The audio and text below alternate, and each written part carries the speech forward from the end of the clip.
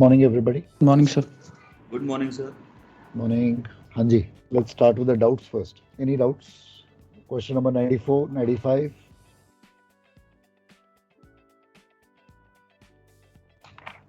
No doubts? Sir 94 में हमने displacement calculate किया है, फिर उसको फ्रेश वाटर में कन्वर्ट किया है सर, यही है ठीक है। उसमें डिफरेंस। और बाकी तो सब कांस्टेंट ही है सर, केएम वगैरह सब कांस्टेंट है, FSC everything is constant. Correct. बस उसको कन्वर्ट किया है सर हमने into the dock water. Yes sir, into the dock water, MCTC and displacement sir. बिल्कुल ठीक। बाकी सारा कुछ सेम ही है, बाकी में कोई डिफरेंस नहीं है। बाकी सब सेम ही रहेगा सर, एमसीटीसी एंड डिस्प्लेसमेंट ही चेंज होंगे सर, है ना? Correct. Absolutely right. Only the MCTC and displacement changes. So TPC and MCTC changes basically with density. इसमें TPC यूज नहीं होता तो इसमें नहीं है। अगर बॉक्स शेप वेसल होता तो TPC होता, तो TPC चेंज होता। Yes. Any other doubt? ये जो इस क्वेश्चन में स्टार्टिंग में जो बुक में एलसीएफ निकाला है फॉर मेन ड्राफ्ट, वो सर डेंसिटी में क्यों नहीं लगाई सर? उस पे डेंसिटी चेंज देना नहीं, वो नहीं चेंज होती है। जिसके यूनिट्स मीटर हैं वो बदलते नहीं हैं। जिस चीज के यूनिट्स मीटर में है ना, they will not change with density. ठीक है, इज दैट ओके? सर एक डाउट और था सर, जो अपन अप्रोक्सीमेट पी निकालते हैं ना, अप्रोक्सीमेट पी, और उसके बाद अपन जो बाद वाला पी जो निकाला था अपन ने, तो सर जो बाद वाला पी जो निकाला है उसके हिसाब से अपन निकालेंगे ना बाकी की जो हाइड्रोस्टैटिक पार्टिकुलर्स होते हैं? उसके हिसाब से क्या निकालोगे? मतलब अगर सर क्वेश्चन अगर आगे जाए, अगर मतलब एमसीटीसी एलसीएफ की जरूरत पड़े अगर क्वेश्चन में आगे चल के, तो अपन जो अपन एक्यूरेट निकाला उसके हिसाब से निकालेंगे ना, डब्ल्यू माइनस पी करके? नहीं, अगर उसके आगे चले जाओगे तो सेकंड साइकिल में चले जाओगे। अच्छा अच्छा, उस सेकंड में आ जाओगे। Okay sir. The moment you cross P1, उसके बाद आप सेकंड साइकिल में घुस रहे हो, तो W माइनस P1 पे रुक जाते हैं। इसीलिए मैंने इसमें तो सर P1 कैलकुलेट भी नहीं करना पड़ रहा क्योंकि सब कांस्टेंट ही है सर, तो बिल्कुल P ठीक, एक्यूरेट आएगा। बिल्कुल ठीक।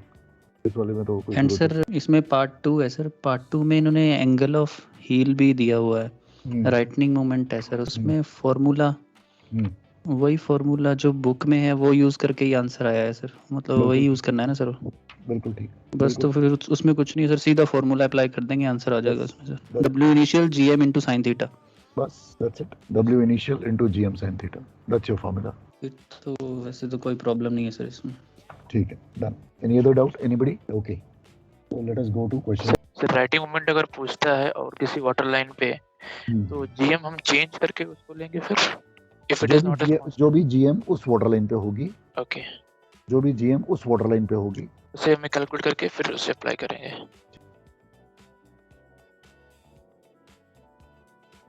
ठीक है, alright. Let's come to question number 90.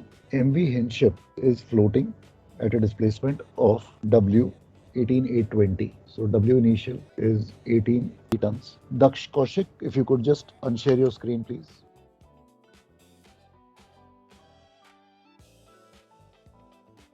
Thank you. KG. Sir screen blur दिख रही है, सबको दिख रही है क्या सर? स्क्रीन ब्लर्ड हो गई क्या? हाँ सर, आपका नहीं सर, नहीं ठीक है, बीच में कभी नेटवर्क की वजह से होती है सर ऐसी, और अच्छा। नहीं कोई दिक्कत। देखो अभी अगर परसिस्टेंट है तो देन जस्ट एक बार एग्जिट करके एंट्री मार लो। ठीक है sir. KG is 7.728.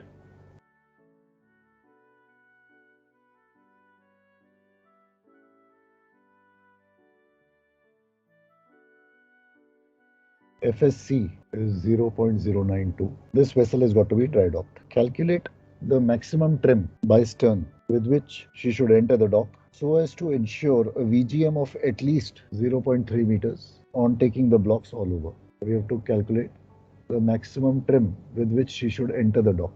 Okay, so VGM मुझे equal to 0.3 मीटर चाहिए. So therefore सबसे पहले मेरे पास डिस्प्लेसमेंट है, so initial data मैं निकाल लूंगा, the hydrostatic particulars using the displacement. So I'm just taking the data from the book only to save time. So MCTC is 210.47.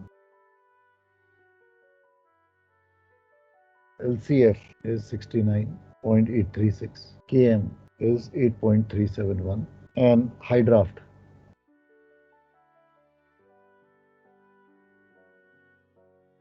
is 8.905. These are the values for the initial displacement 18820 picked up from the book. All right. My purpose is to first calculate the initial GM. That is what I want to calculate. So Km is 8.371. Kg is given to me as 7.728. Therefore, GM solid is equal to 0.643 meters. This is my GM solid initial minus the FSC given to me in the question gives me the initial GM fluid. Decimal 5-1. This is the GM with which I will enter the dock. I want a RGM or a VGM of 0.3 meters. So VGM required of 0.3 meters. That means the loss of GM permissible, that is allowed. This is the loss of GM which is allowed, which is permissible. So this is I'm using formula number 3. From 3, I'm going to go to 2 backward. So virtual loss is equal to P into Km1 upon W initial. 0.251 is equal to P into P is unknown, Km1 is also an unknown. So I will use whatever Km is available to me. This is the Km available, so I will use that upon W initial. Therefore, the P that I will now get will be an approximate P because I've used an approximate Km value. Yes, sir. So 564.308. This is my P that I'm getting. This is an approximate P.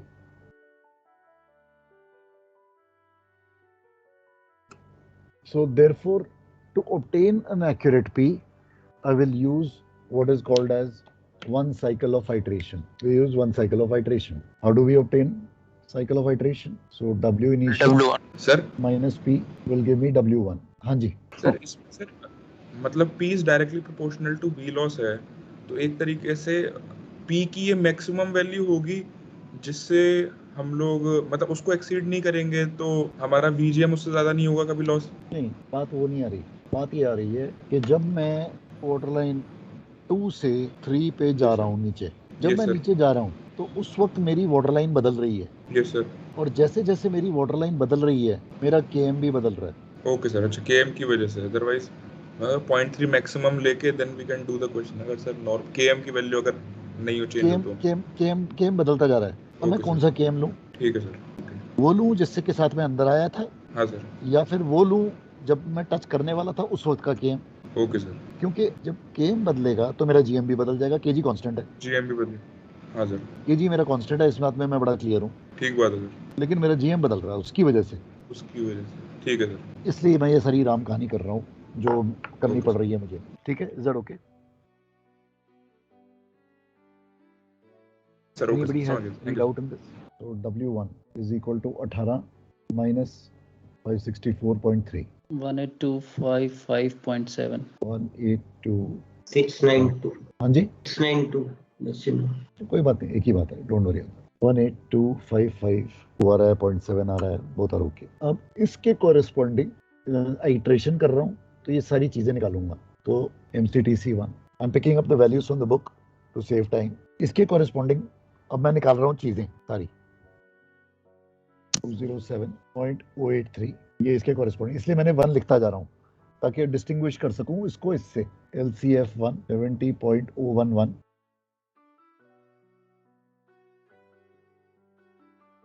KM1 8.33, KG 1.728. So KM1 is 8.33, KG is 7.728. मैं ये repeat करता जा रहा हूँ, इस stage पे आ गया हूँ. So GM1 solid is equal to difference of the two. How much is that? 0.6. Okay. So मैंने ये टच कर लिया है. अब मैं FSC1 पे आ रहा हूँ. FSC1 is equal to FSC into W initial upon W1. Is the formula okay with everyone? Yes, sir. Okay. So मैं उस पे वैल्यूज डालता हूँ. 0.092 into 18820 upon 18. तो न्यू FSC1 कितना आता है? 2.5. 0. Okay. Solid minus FSC1 will give me GM1 fluid. Will give me GM1 fluid. 0.507. हाँ जी. 0. So मैं इधर तक आ गया. But VGM required is 0.3. So loss of GM required is equal to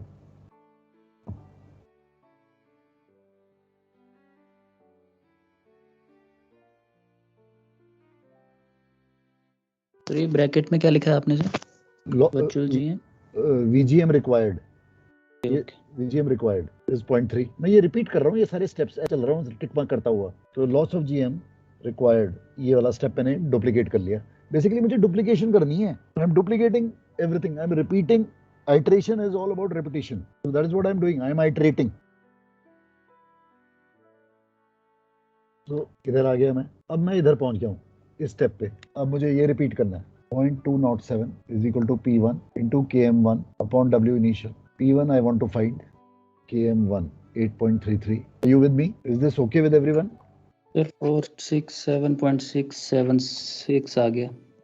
P1 is 467 point, चलो 7 ले लेता हूँ, यानी कि अबाउट 100 टन का फर्क आ गया। Since this is the more accurate value, I stop at this, is more exact और more accurate, so I stop at this, I draw line, ताकि मैं अपने आप को बता सकूं कि मैं इसके आगे नहीं जाऊंगा अब, क्योंकि इसके आगे मैं गया तो मैं सेकेंड साइकिल में घुस जाऊंगा, which I don't want to do. So मेरी यहाँ पे मेरी आइट्रेशन खत्म हो जाती है। अब मैं नॉर्मल चीज में आ गया हूँ। मुझे चाहिए क्या with a more accurate P? मुझे चाहिए ट्रिम, ये मेरा P3 है। तो now I go to formula number 1, P is equal to TC in centimeter into MCTC upon LCF. This is my formula for P3. ये मैं P1 यूज कर रहा हूँ, so MCTC1 LCF1. So 467 is equal to TC in centimeters into 0.083 upon LCF1.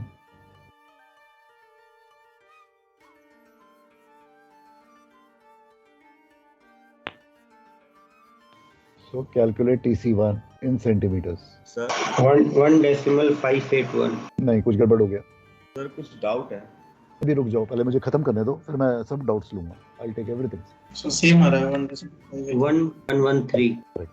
So many centimeters. So therefore, initial trim is equal to 158.3 centimeters is equal to 1 meters. ये समझ में आया कि नहीं? And this is the initial trim by Stern. All right. Now let's take up the doubts. Sir यहाँ पे sir अपन ने जो ये फॉर्मूले में जो P से किया था यूज, P से एक्यूरेट P है sir, P is the accurate P, but sir जो MCTC और जो LCF है, ये सर अपन ने किया यूज अप्रोक्सीमेट वाला P के हिसाब से। तो ये भी अपन sir, this is the nearest one before I arrive at this. Yes sir. So this is the one which I will use. अगर आप जब कह रहे हो कि मैं अगली साइकिल में चला जाऊं, हाँ सर, एंड फिर अब वो मेरा विशेष साइकिल है, वो मेरा एंडलेस, वो इन्फिनिटी तक चल सकता है। Okay sir. तो वो फिर आप कब रोकोगे? कहीं ना कहीं तो रोकना पड़ेगा आपको। Yes sir. तो वो चक्कर है। Is that okay? Sir real में अगर डिस्प्लेसमेंट ज्यादा हो तो ये साइकिल तो 2-3 बार रिपीट करना पड़ेगा, आइट्रेशन वाला। एक ही बार, once only. That is the reason why we are time and again I'm repeating one cycle of iteration, only one. Sir यदि सर में जो अपन ने ये निकाले ना, अपन ने वैल्यूज निकाली, मतलब पहले निकाल ली हैं, अगर मैं पहले ना निकालूं, पहले केवल मैं अप्रोक्सीमेट P निकाल के छोड़ दूं और फिर जब एक्यूरेट P आ जाए तब मैं ये सारी चीजें निकाल लूं, तो भी चलेगा क्या? नहीं चलेगा। तो मतलब एक minute, what you trying to say is कि ये मैं बाद में निकाल लूं?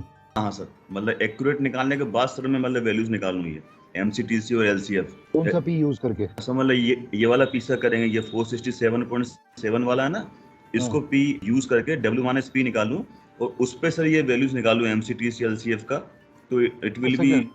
सर वो सेकंड साइकिल ऑफ आइट्रेशन में घुस गया, वो नहीं चलेगा। अच्छा सर, वो नहीं चलेगा। तो ठीक है, और कुछ? Anybody else, any other doubt up to here? Sir ये जो अल्ट्रेशन हम लोग कर रहे हैं, ये हम लोग क्या only when the two component is non unknown रहेगा तभी हम करेंगे ना सर, हमेशा? बिल्कुल ठीक। जब P की वैल्यू हमें कंफर्म नहीं रहेगी कि हमें कौन सी वैल्यू लेनी है और KM भी कंफर्म नहीं है उस केस में, तो हम पहले अल्ट्रेशन करना फिक्स है। तो अब basically now you have raised a very technical issue and now we need to address that. So basically क्या है कि I go back to my original statement which I made to you. अगर कोई question हिंशिप का आता है, ठीक है, और वो लेके जाता है आपको कहीं पे भी, चाहे 3 पे लेके जाता है, चाहे 4 पे लेके जाता है, चाहे RGM रिक्वायर्ड पे बोलता है, आप आइट्रेशन करोगे अगर हिंशिप का क्वेश्चन है तो। इसमें आपके कोई मन में डाउट नहीं होना चाहिए। ओके सर, ठीक है। सो द मोमेंट आपने पढ़ा हिंशिप का क्वेश्चन है, इमीडिएटली दिमाग की बत्ती जल जाए भाई, एंटेना खड़े हो जाने चाहिए भैया, आइट्रेशन करनी है, ठीक है। Okay sir. अब क्वेश्चन के वर्डिंग अच्छे तरीके से पढ़ो। अब उसमें लिखा हुआ है assume data remains constant, immediately वो एंटेना वापस डाउन ले आओ मतलब कि नहीं करनी है आइट्रेशन। पी एग्जैक्टली आ जाएगा सर। वो P exact. Yes sir. So basically बस यही दो है और कोई वो नहीं। तो आपके मन में कभी डाउट नहीं होना चाहिए कि मुझे आइट्रेशन करनी है या नहीं करनी है। मैं ये नहीं चाहता, मैं अब वो सिचुएशन से आपको बाहर निकालना चाहता हूँ। तो हर एक क्वेश्चन में ये मान के चलो, हिंडशिप का क्वेश्चन है, आइट्रेशन करोगे। अब जहाँ पे वो आपको ट्रम्प कार्ड दे देता है कि भैया एज्यूम कांस्टेंट, वहाँ पे मत करो, बाकी करो, ठीक है। Is that okay? Does it make sense? वो तो एक्चुअली हमें इससे भी क्लियर हो जाता है सर कि अगर पी अप्रोक्सीमेट है तो हमें करनी ही है। अगर अप्रोक्सीमेट नहीं है, we are not using km approximate, km is constant, it means p is accurate. But basically आप यही चलो, मान के चलो, ओके ठीक सर। है। Thank you sir. Next question. हाँ जी। सर एक और ये डाउट था सर, जो FSC 1 आप यूज कर रहे हो, that you use FSC into W initial by W1, तो sir can you just explain कि ये फॉर्मूला कैसे आता है सर? ये डेरिवेशन अब है नहीं हमारे सिलेबस में, क्यों? अच्छा, मतलब सर ये फॉर्मूला बस ऐसे रखना है कि यही है FSC into W initial। Basically क्या है कि ये जो है ना न्यूमरेटर, वो आपको, अगर आपको याद हो सेकंड मेट वाला जो था आपका formula, FSC is equal to FSM divided by W. correct? So what is FSM equal to? Correct? Yes sir. Sir वो थोड़ा कैमरा आपका इधर करेंगे सर, दिख दिख नहीं रहा है Oh, बोर्ड में। sorry. I forgot. FSC is FSM upon W. So FSM is FSC into W. Sir, ठीक है सर। तो ये बेसिकली FSM remains constant, तो FSM चला गया न्यूमरेटर में। So new FSC is equal to constant FSM, that is FSC into W initial upon the changed W, W1. Yes sir, understand sir, understand. That is all.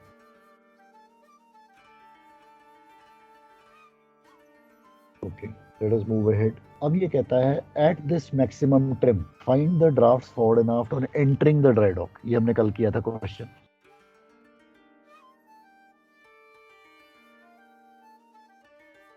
सो ये trim है, ये मेरी initial condition है, right. सो मुझे draft चाहिए। सो TA is equal to trim into LCF upon LBP 1.581 into LCF 69.836 divided by 143.16. So calculate TA. ये आती है equal to 0.771. So TF will be equal to trim minus TA.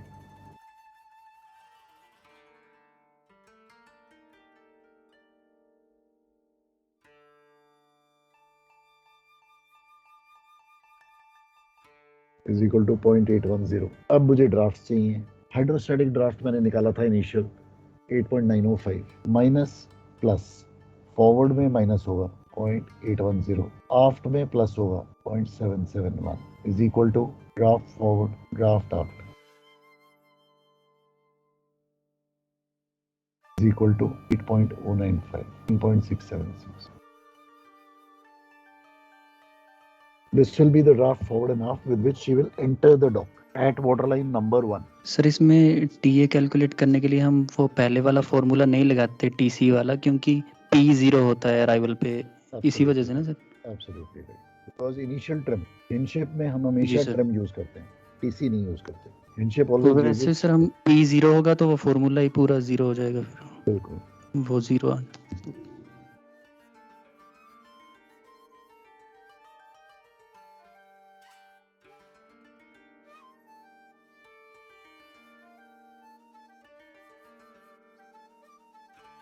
Then ये कहता है next part of the question, the draft forward at which the head would take the block. The draft forward that means critical instant पे, यानी कि water line 3 पे। P3 निकालना है sir सीधे। सो ये P1 मैं निकाल चुका हूँ। This is the P for P3 for water line number 3. This is the exact accurate P. So what is the displacement corresponding to this? W initial minus P1 will give me the virtual displacement.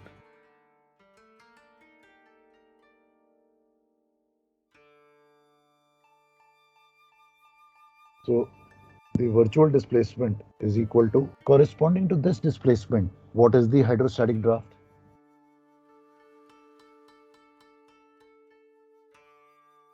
since she's all over on the blocks at this stage, so this will be the draft forward, this will be the draft aft, and this will be the dock water height also. So this is the answer, the draft at critical instant. Is that okay? Sir आप particularly critical instant क्यों बोल रहे हो sir? ये मतलब मैं critical सीधा ही instant इसलिए बोल रहा हूँ क्योंकि कहीं पे क्वेश्चन में अगर आपसे क्रिटिकल इंस्टेंट बोल दे सेम चीज को, तो मतलब आपको पता चल जाना चाहिए इस क्वेश्चन में critical instant use- is water line 3 voltage. क्योंकि मैं बार वर्ड्स यूज कर रहा हूँ ताकि आपको कोई क्वेश्चन मतलब एक ही चीज पूछ रहा है लेकिन आपको कंफ्यूज नहीं होना चाहिए। This is the draft at which the head would take the block. What is that? That is critical instant. Which water line are we Yes. talking about? We are talking about water line 3. It is also the Yes. same water line at which the critical period ends.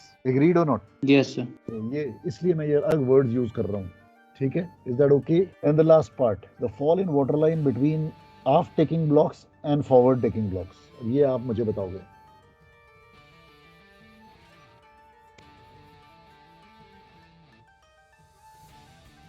Fall in water line between aft taking the block and forward taking the block. बताओ भाई। Sir half draft minus जो hard state draft निकाला है repeat इस पे P3 पे। Correct. Draft initial draft minus P3 का draft है वो falling tidal. Stock water height at 2 minus stock water height at 3. हमेशा मैं ये बार यही लिख रहा हूँ, तो ये वर्ड्स यही यूज करने हैं आपने। Stock water height at 2 is initial draft aft 1.676. Stock water height at 3 8.712.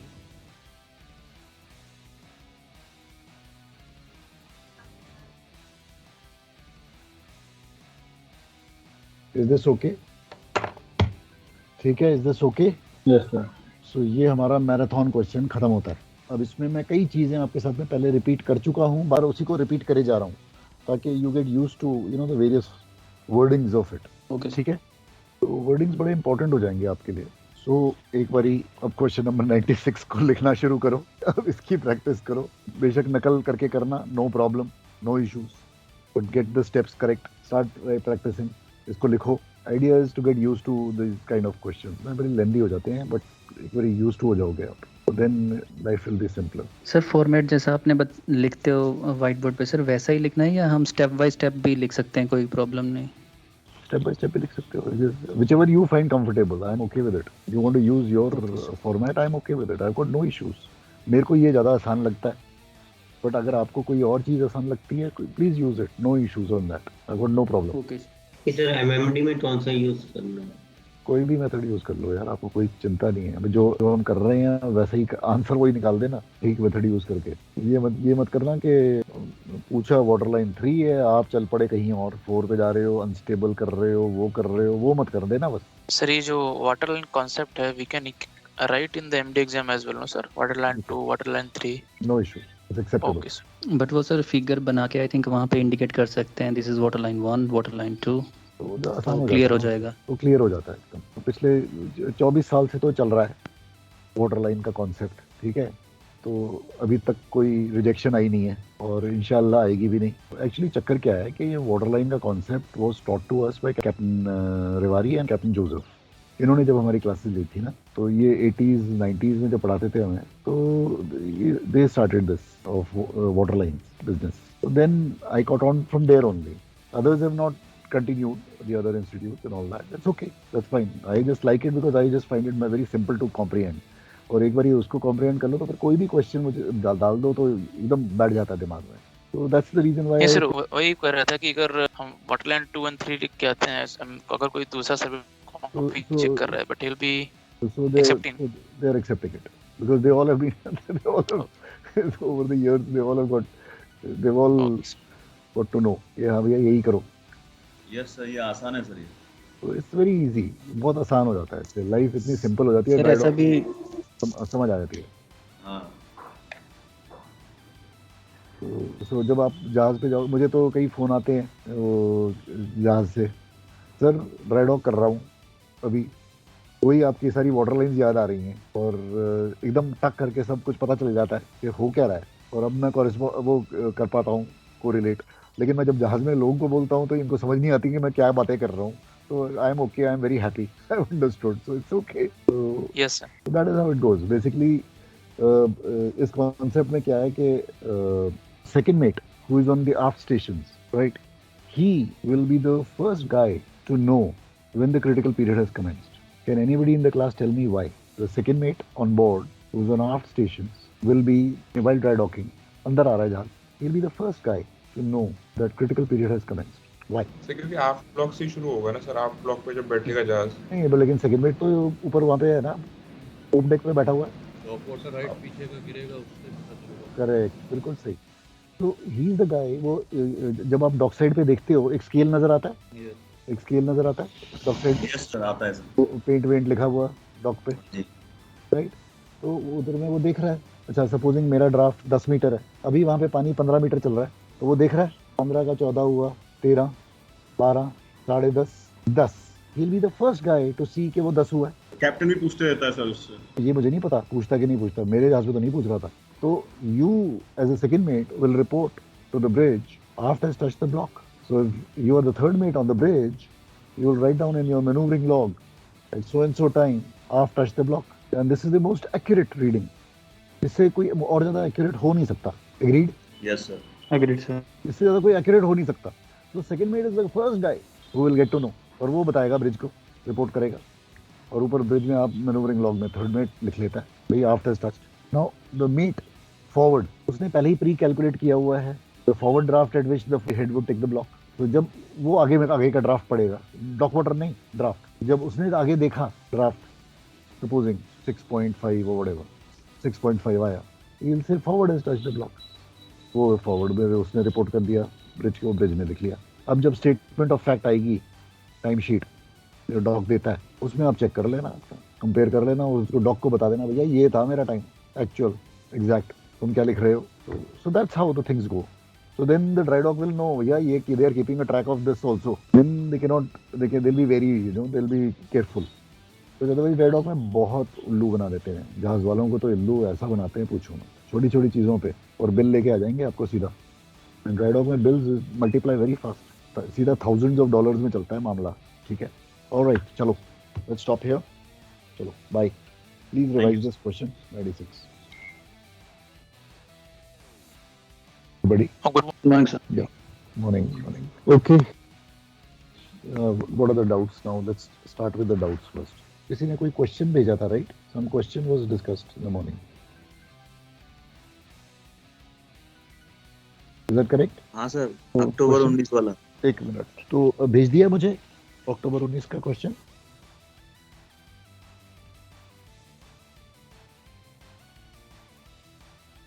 Have you sent me अक्टूबर 19 का क्वेश्चन?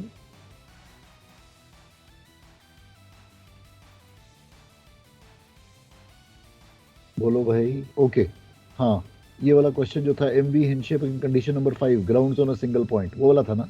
तो ये तो अब हो जाएगा ना कि नहीं, या कर दूं ये क्वेश्चन? चलिए एक और भेजा है, ये कल वाला करूं कि ना करूं? Port of centre line 60 metres forward of aft perpendicular, ये करूं कि ना करूं? ट्राई कर लेंगे सर, अदरवाइज कल देखते हैं।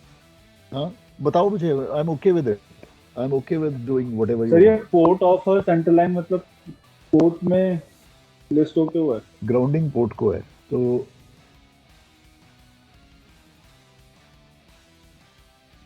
चलो उल्टा है ये क्वेश्चन, कर देता हूँ। Let's do this question, so let's do this question first. और दूसरा भी कोई एक और क्वेश्चन भेजा है? हाँ, इसमें कौन सा? Question number 3। अच्छा, स्लोपिंग बीच। हाँ, ये तो बाउंसर क्वेश्चन है, इसको पहले करते हैं। नहीं, स्लोपिंग बीच, ये स्लोपिंग बीच से पहले मैं कल वाला कर लेता हूँ, फिर स्लोपिंग बीच पे एक बार आऊंगा तो सारे स्लोपिंग बीच कर दूंगा। हाँ जी, somebody was saying something। Sir एक क्वेश्चन था पासवर्ड का, ड्राई डॉकिंग हैंडशिप का क्वेश्चन है। तो उसमें जैसे कि ए शिप्स का क्वेश्चन था, वो था ना 1.5 metre drop to water level, उस टाइप का क्वेश्चन है सर। उसमें सर फार्मूला हम लोग वही यूज करेंगे सर, जो जिसमें भी फॉल इन वाटर लाइन आती है?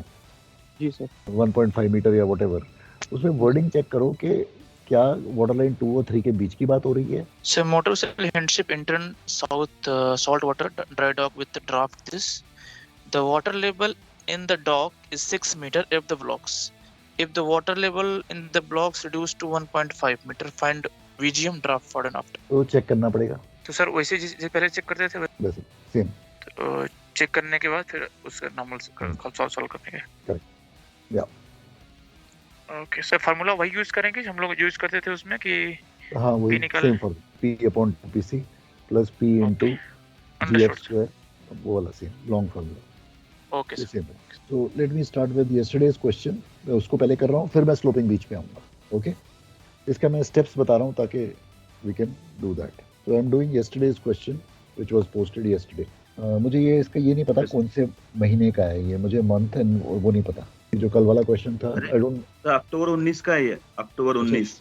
अच्छा अक्टूबर 19, okay October 19, and I'm doing question number 1. Says MV Henship in condition number 5 grounds at a single point. ठीक है, so initial condition of grounding is my condition number 5. Port of a center line, कितने meters port वो नहीं पता मुझे, so port side grounding, okay, and 60 meters forward of her arc perpendicular, so AG is 60 without rupturing her bottom plating. The tide then falls after grounding. The tide then falls by 20 centimeters. So final condition. Fall of tide is 20 centimeters and it lists her 3 degrees to starboard. So list या heel जिसे कहते हैं हम is 3 degrees to starboard. We have to calculate number 1 the P and the VGM. ठीक है, so let us try to understand. ये मेरी initial condition है, यहाँ से मुझे W initial मिल जाएगा condition number 5 से। ओके, यहाँ से मुझे ड्राफ्ट्स भी मिल जाएंगे, ड्राफ्ट्स फॉरवर्ड एंड ड्राफ्ट आफ्ट, ये भी मिल गया, ठीक है, एंड हाइड्रोस्टैटिक ड्राफ्ट भी मिल गया मुझे। ये एजी यूज करके मैं डीजी निकाल सकता हूँ। Are you with me on this? Draft aft minus trim into AG upon LBP, ये यूज करके मुझे डीजी मिल जाएगा। Do you agree to with me? Yes sir. Okay, मुझे डीजी मिल गया। DG 1 will be DG minus 20. Do you agree on that? Yes sir. Because 20 centimeter गिरा है, so final condition DG minus 20 centimeters will give me DG1. Agreed? Yes sir. Okay. अब मुझे अपना दिमाग लगाओ और बताओ कि मैं किस तरीके से P निकालूं। सर लॉन्ग फॉर्मूला से सर उसको निकाल सकते हैं क्या? सोचो, अब सोचना है अब आपने क्या करना चाहते हो आप, और हम हिनशिप में हैं, ये याद रखना। सर दोनों ड्राफ्ट से हम लोग सर वो हाइड्रोस्टैटिक डिस्प्लेसमेंट टेबल से निकाल लेंगे, दोनों का डिफरेंस भी आ जाएगा। तो लेकिन यहाँ पे मेरे पास इनिशियल हाइड्रोस्टैटिक ड्राफ्ट है, लेकिन मेरे पास फाइनल हाइड्रोस्टैटिक ड्राफ्ट अभी नहीं है। DG1 आया ना सर, वो क्या है? हाँ, तो क्या करूं?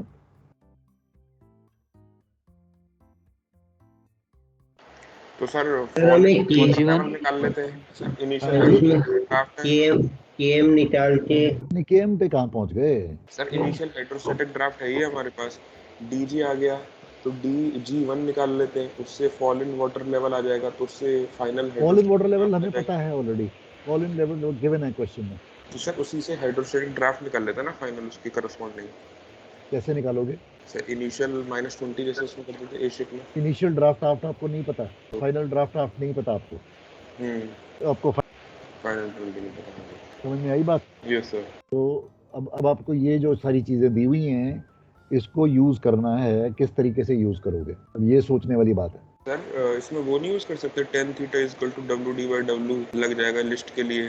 बिल्कुल ठीक। तो स्मॉल w। तो अब चलो, अब क्वेश्चन ही आ जाता है कि लिस्ट के फॉर्मूले में जाते हो तो tan थीटा यूज करते हो। Yes sir. ठीक है, tan 3 degrees is equal to, अब सोचो, तो W या P रख देंगे सर, P multiplied by AG, listing moment upon W into GM fluid. W भी आपका अननोन है, तो W माइनस P हो जाएगा ना, ये नीचे वाला W minus P। Okay W1, okay.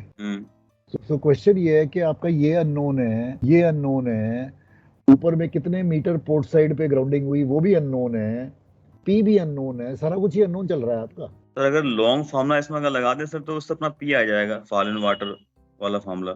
अगर आप लॉन्ग फार्मूला लगाते हो तो उससे आपको P आ जाएगा, बिल्कुल ठीक है।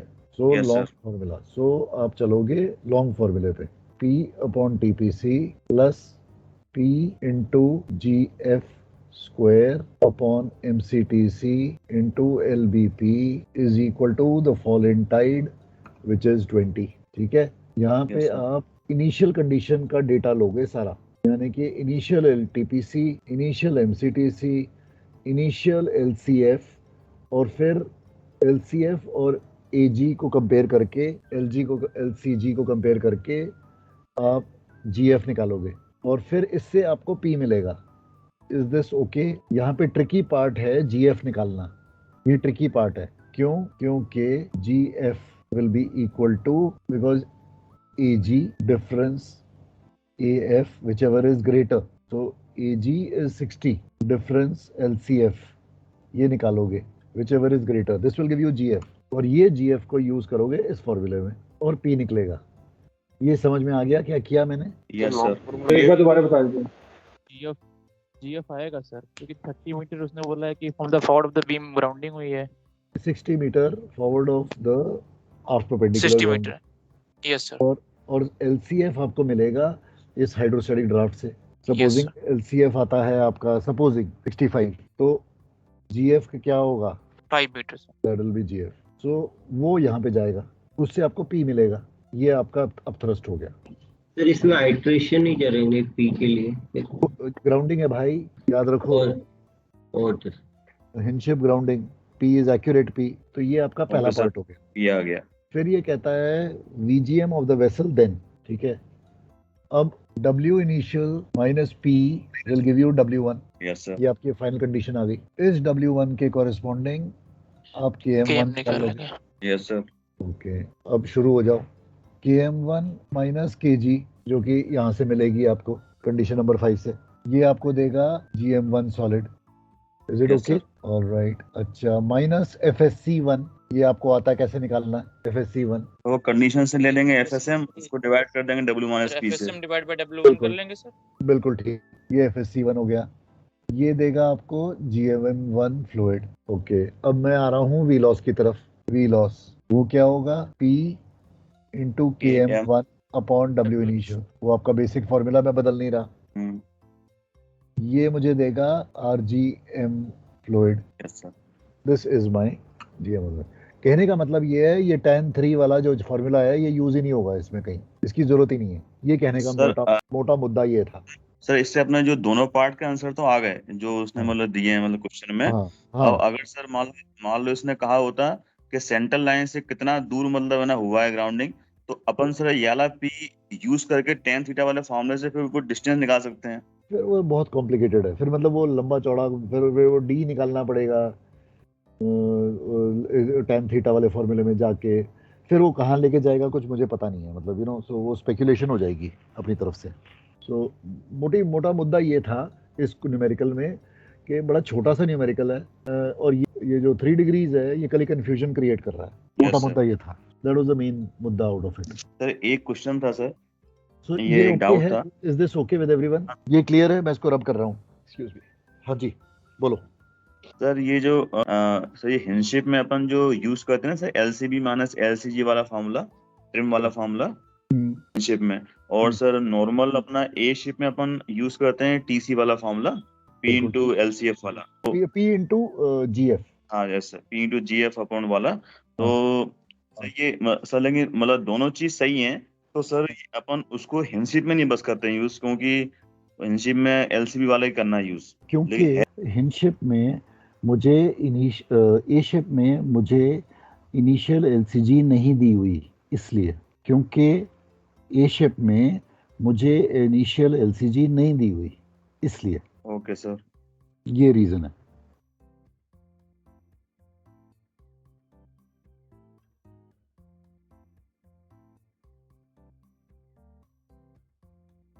नहीं समझ आया? आ तो गया सर। वो LCF से भी तो मतलब काम हो जाता है, मतलब उसमें LCF से भी LCG नहीं दिया हो तो।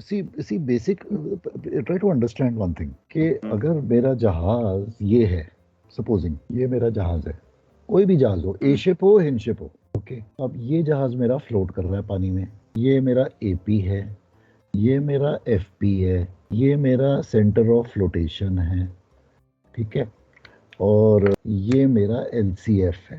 अच्छा, अब सपोजिंग मैं इस जहाज पे एक ये वेट रख देता हूँ W, यहाँ पे लोड कर देता हूँ इस लोकेशन में, ठीक है, जो कि ये वेट की सेंटर ऑफ ग्रेविटी होल्ड में जहाँ पे मैंने लोड किया वो G है। मुझे मेरा पर्पस मकसद ये है, और इनिशियल ड्राफ्ट मेरे को दिए हुए हैं, initial draft 4 metres and 5 meters. मकसद मेरा है to calculate the final drafts. तो दो तरीके हैं इसको कैलकुलेट करने के, ए ship and hinge ship. Same problem same है, उसको दो मुद्दे हैं, दो तरीके हैं कैलकुलेट करने के. हिंज शिप क्या कहता है? हिंज शिप का तरीका बताओ मुझे. तो एलसीबी वहां से एलसीजी वाले फॉर्मेट से निकालेंगे. पहले ट्रिम, पहले एलसीजी निकाल देंगे, मतलब पहले जहाज का इनिशियल एलसीजी. ठीक है, तो इनिशियल एलसीजी निकाल लिया. तो इसके अपन वो एलसीजी इनटू डब्ल्यू करके जो वो निकालते हैं ना, उससे फाइनल एलसीजी निकाल देंगे. सो लॉन्जिट्यूडनल मोमेंट्स से फाइनल एलसीजी निकालते हैं. Yes sir. उसके बाद क्या करते हैं? फिर सर फाइनल डिस्प्लेसमेंट पे सर अपन ना उसके एलसीबी निकाल के एमसीटीसी निकाल के फाइनल ट्रिम आ जाएगी. सो हम फिर डब्ल्यू फाइनल से सारा फाइनल डेटा निकालते हैं. Yes sir. फाइनल डेटा, और इस फाइनल डेटा इसको यूज करते हैं in the final formula of trim final. इसको TM1 मैं कह रहा हूँ. और फिर मैं निकालता हूँ TA and TF. Yes sir. Right. And depending on, अगर मेरी फाइनल ट्रिम पॉजिटिव है यानी कि स्टर्न ट्रिम है, तो final hydrostatic draft minus n plus TF and TA, and I get my final draft forward and I get my final draft out. These are my final. Correct? This is the method that I use in hinge ship. अब आ जाओ ए ship पे. Data तो है नहीं मेरे पास, तो मैं क्या करूंगा? LCF यूज करेंगे. ए शिप में क्या करता हूँ मैं? D into W कर. करेक्ट. तो मैं निकालता हूँ trimming moment, which is equal to W into D. This is my trimming moment. W is the weight being added. What is the definition of D? तो ये LCF से कितना, मतलब F से कितना दूर रखा हुआ है, सेंटर ऑफ रोटेशन से कितना है वो डिस्टेंस पे? GF, यानी कि ये distance. This is the lever through which this W is acting and ये इसको नीचे लेके जा रहा है. So the ship is changing her trim about the center of rotation. The moments are being taken about COF. Moments taken about center of rotation. यहाँ पे moments are taken about what? Center of gravity. No, negative. Half perpendicular. Correct. Yes. Moments are taken about half perpendicular. I can take moments about any point. मैं यहाँ पे भी ले सकता हूँ moments. मैं यहाँ पे भी ले सकता हूँ. मैं I can take moments about this point also, somewhere outside the ship also, because that is my choice. तो जो मेरे लिए convenient है. तो इसमें we take moments about half perpendicular. इसमें we take moments about center of rotation. So since I'm taking moments about center of rotation, ये मेरा trimming moment है. So मैं next चीज निकालता हूँ TC, which is equal to trimming moment upon MCTC. यानी कि change of trim. यहाँ पे मैं निकाल रहा हूँ trim, actual trim. ये change of trim. तो फर्क है दोनों में. Yes sir. अब ये TC मैंने निकाल लिया, फिर मैं निकालता हूँ TA और TF. अभी मेरी कहानी खत्म नहीं हुई. ये W ने मेरा एक मीन सिंकेज भी कॉज किया है, तो मुझे एक मीन सिंकेज भी निकालना है, which is equal to W upon TPC. और फिर मैं वो ड्राफ्ट्स का टेबल बनाता हूँ टू द इनिशियल ड्राफ्ट्स, जिसमें मैं लगाता हूँ sinkage plus minus, mean sinkage और राइज, और फिर मैं उसमें लगाता हूँ प्लस माइनस TFTA, और फिर वो मुझे देता है मेरा final draft forward and final draft out. ये मेरी ए शिप की कहानी है. This is based on the assumption that W is very small as compared to capital W. So as a result, the change in water plane area is small. And so therefore, data remains constant. This is based on that assumption. That is, initial data is equal to final data. Yes, sir. Hinge ship is exactly opposite of this. वो कहता है कि W कितना भी छोटा हो जाए as compared to capital W, the change is cannot be neglected. Data does not remain constant. Initial data is not equal to final data. यही कहता है, which is the actual condition on board also. Initial data is not equal to final data. ये समझ में आया difference दोनों का? Yes, अभी क्लियर है सर. क्लियर है. So ये बेसिक फंडा है, मुद्दा है हमारा. तो हमारे पेपर में MMD में हमारा एक सवाल इसका जरूर आएगा.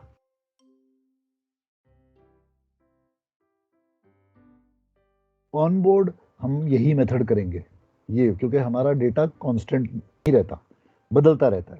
ड्राफ्ट में 1 मिलीमीटर या 1 सेंटीमीटर का फर्क आएगा, मेरा सारा डेटा बदल जाएगा. एंड रिमेंबर, GF में G is the center of gravity of the cargo in the hold. F is the center of flotation of the ship.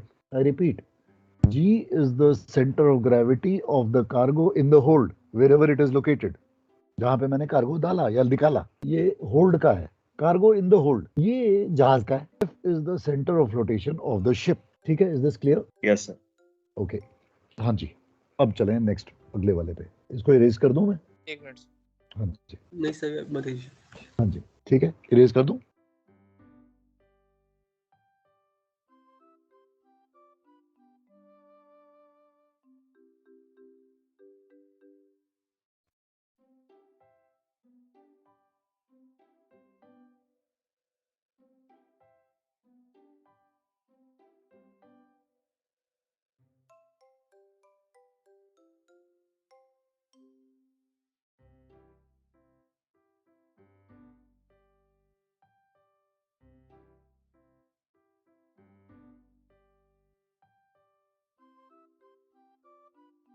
Let me know when to erase it. Okay sir, you can erase. Okay, हाँ जी. Now let us take up the next level of doubts. Okay. So I am taking this question from November 12 जो group में आया है. ये sloping बीच का question है. MV Hinship, sloping बीच. अच्छा, ये कहता है MV Hinship is floating at a draft. So initial. So इसको, ये क्वेश्चन है November 12. Question number 3. MV Hinship is floating at a draft forward. So ये मेरी इनिशियल कंडीशन हुई. Forward 7.95, aft 8.75, kg 8 meters, FSC 0.09 meters. Okay, runs aground on a sloping beach at the forward end. So grounding forward हुई है. Grounding forward perpendicular. External soundings showed that the depth of the water at the aft was 2.5 meters more than at the forward. इसका क्या मतलब है? The sloping beach 2.5. Negative. External soundings show. That means that the slope of the beach is 2.5 meters. ये मतलब है. जो slope है sir उसका 2.5 मीटर है. हाँ, जो बीच का स्लोप है वो 2.5 मीटर का है. लाइक मेरी इनिशियल ट्रिम जहाज की इज कितनी? 80 सेंटीमीटर. ओके, मेरे जहाज की इनिशियल ट्रिम 80 सेंटीमीटर है. ये मेरे जहाज की ट्रिम है 80 सेंटीमीटर. ये 80 सेंटीमीटर है. ओके, और ग्राउंडिंग आगे हुई है. एग्जैजरेटेड दिखा रहा हूँ जान के, ताकि समझ आ जाए आसानी से. ठीक है, ये 80 सेंटीमीटर है और जो बीच की स्लोप है वो 2.5 मीटर है. ये 2.5 है.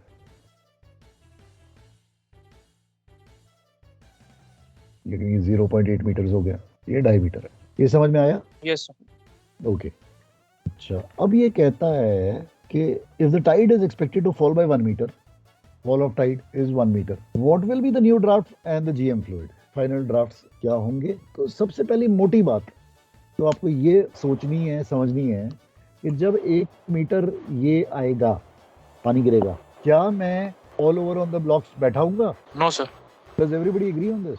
सबको एग्री करना जरूरी है. Yes sir.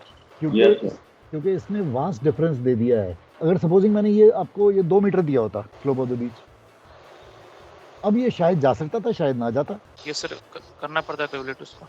फिर मुझे चेक करना पड़ता. लेकिन अब मुझे तो पता है कि ये तो नहीं गिरेगा. इसका मतलब है फाइनल मेरी ट्रिम होने वाली है कुछ जो कि 2.5 मीटर से कमती होगी. तो therefore I will find out P plus P into GF square upon MCTC into LBP is equal to 100. यहाँ से मैं P निकालूंगा.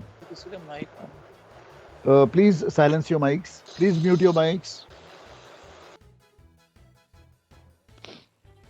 तो यहाँ से मेरे को P मिलेगा. तो ये मेरा पहला पार्ट हो गया. What will be the new drafts? Okay. तो इनिशियल हाइड्रोस्टैटिक ड्राफ्ट मैं निकालूंगा. उससे मैं W इनिशियल निकालूंगा.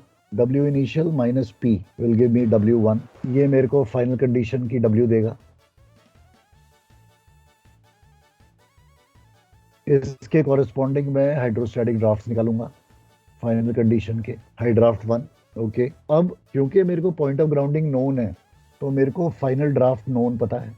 Final draft forward will be equal to 7.95 minus 1 change in draft at the point of contact. Are you with me on this? Yes sir. So मुझे final hydrostatic draft पता है, मुझे final draft forward पता है.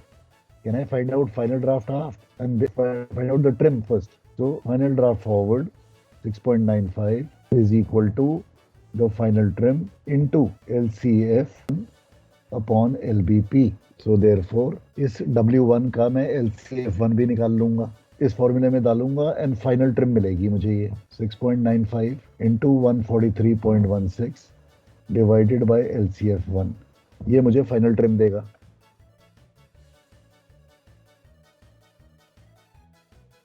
Forward draft मुझे पता है, final trim मुझे इसमें पता ऐड है, कर देंगे सर। इसमें मैं ऐड कर दूंगा, ये मुझे फाइनल ड्राफ्ट हाफ देगा 6.95 प्लस फाइनल ट्रिम। ये मेरे फॉरवर्ड एंड हाफ ड्राफ्ट्स हो गए।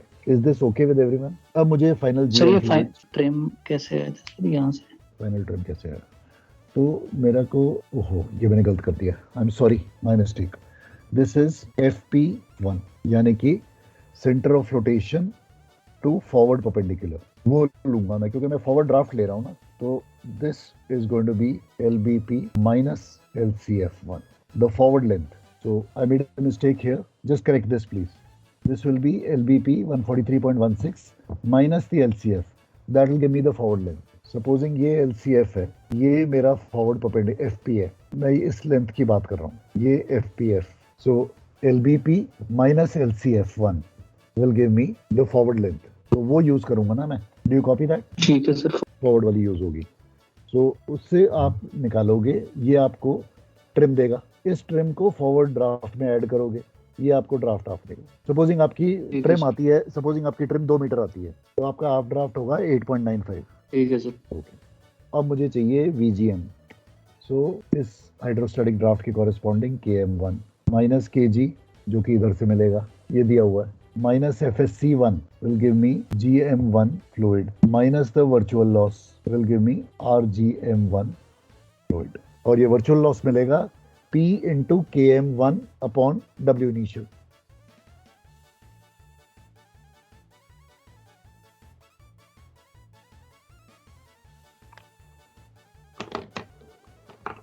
ठीक है, इज दैट ओके? सर ये क्वेश्चन आप रिपीट कर सकते हैं क्या? What was the question sir इसका? अरे बाप रे यार, ये आपके उसमें ग्रुप में डला हुआ है भाई, आपके ग्रुप में क्वेश्चन डला हुआ है, somebody has posted that। हाँ मिल गया सर।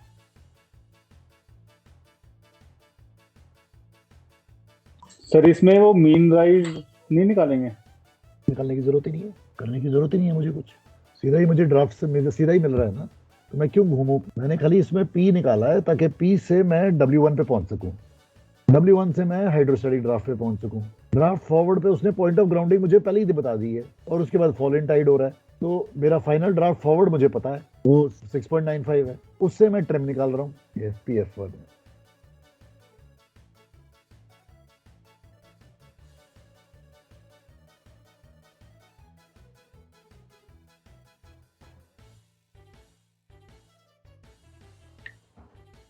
ठीक है, अगर स्लोप ऑफ द बीच कम होता है सो चेक कैसे करते हैं कि आप perpendicular has rested on the beach? क्या हो गया sir? If the slope of the beach was less से 1.5 मीटर्स, तो उसकी कैलकुलेशन कैसे चेक करते हैं कि आप perpendicular has touched the bottom on? फिर वो हमने जो किया था चेक ए शेप में, वो वाला मेथड वो सेम होगा that means you will find out P3, you will find out P by the long formula, you will compare P and P3। Sir अगर यही क्वेश्चन ए शिप का होता देन वहां पे मेन राइज निकालते हम लोग सर। अगर ए शिप का होता तो फिर मेन राइज निकालते, मेन राइज से TC निकालते, TF निकाल के वैसे करते ना सर। बिल्कुल, बट इस अगर ए शिप का होता तो ये उसमें भी मैं 7.95 माइनस 1 करके 6.95 निकाल लेता, अगर ए शिप का होता तो वो तो कॉमन ही रहेगा। तो सर एक चेक हो जाएगा हमारा, जैसे कि डिपेंड करता है ए शिप के क्वेश्चन में क्या है। ए शिप के भी स्लोपिंग बीच के क्वेश्चंस हैं 2012 के, तो वो निकाल लो जरा, आप कल उसको कर लेंगे। तो dig out those questions, there are some questions of a ship also sloping beach, so tomorrow we will do that. ठीक है, if some of you can just dig that out. 2012 से लेके 2014 तक 12 to 14 ये that was the zone in which all these bad questions came from, all these bounces। तो इससे 7.087 sir एक question डाला हुआ है, डाल दो तो सर डाला हुआ है सर। तो ठीक है, tomorrow will discuss that, I will discuss this tomorrow. ठीक है जी सर, कल करते हैं, विल डू दैट टुमारो। कौन सा क्वेश्चन नंबर? अच्छा question number 2। Yes sir, question number 2 sir, वो जो आपने बताया था। हाँ ठीक है, इसको कल करते हैं इसको, will do this tomorrow. Okay चलो, see you tomorrow then. Okay bye. Thank you sir. Sir bye, thank you.